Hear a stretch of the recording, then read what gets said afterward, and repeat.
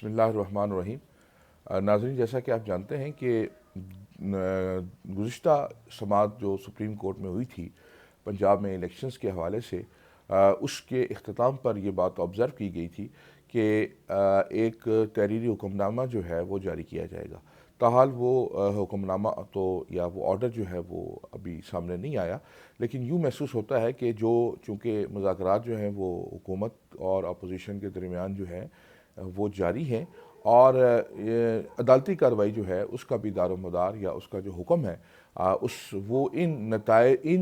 جو مذاکرات ہیں ان کے نتائج پر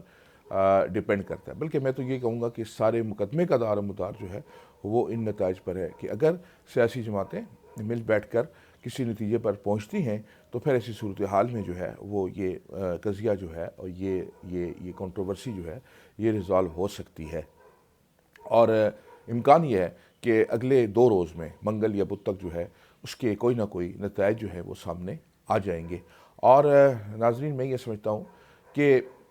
اب تک جو آرڈر نہیں آیا سامنے اس کی بھی وجہ یہی ہے کہ عدالت جو ہے وہ اپنا جو آلریڈی ریسٹینٹ شو کر رہی ہے، اور اس سلسلے میں وہ کوئی پورا جو ہے وہ موقع دیا جا رہا ہے فریقین کو کہ وہ اس معاملے کو مل بیٹھ کے ریزالو کر دیں۔ ایک چیز کا جو خدشہ ہے جو میں اپنے ناظرین سے شیئر کرنا چاہتا ہوں، وہ صرف جو رکاوٹ ہو سکتی ہے یا جو ایک چیز ویسے تو اگر بڑے سیاسی منظرنامے میں دیکھا جائے تو بہت سی اور وجوہات بھی ہیں، لیکن سر دست جو کہا جا رہا ہے کہ کچھ انتقامی کارروائیاں جو ہیں وہ کی جا رہی ہیں پی ٹی آئی اور ان کی اتحادی جماعتوں کے ساتھ، اور اس کے کیا جو ہے وہ اس کے اوپر امپیکٹ ہوگا، اس سلسلے میں ابھی کچھ کہنا جو ہے وہ قبل از وقت ہے۔ لیکن بہرحال یہ چیز جو ہے وہ سامنے آئی ہے اور ایک خبر ہے، اور وہ یہ ہے کہ حکومت اور اپوزیشن کی جو جماعتیں ہیں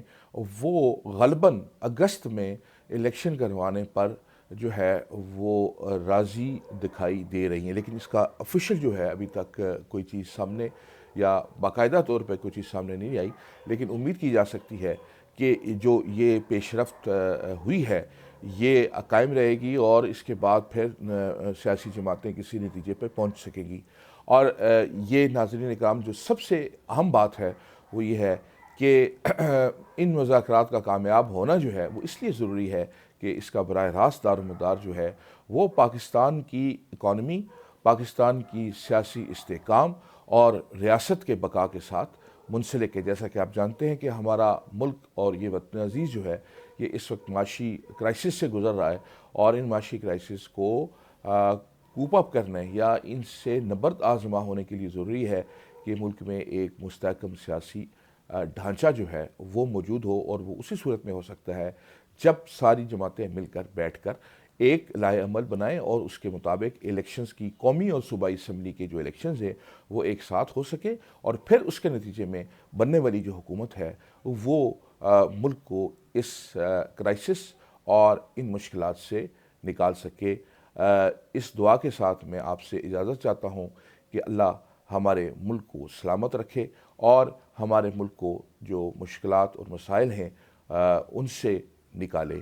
شکریہ، السلام علیکم۔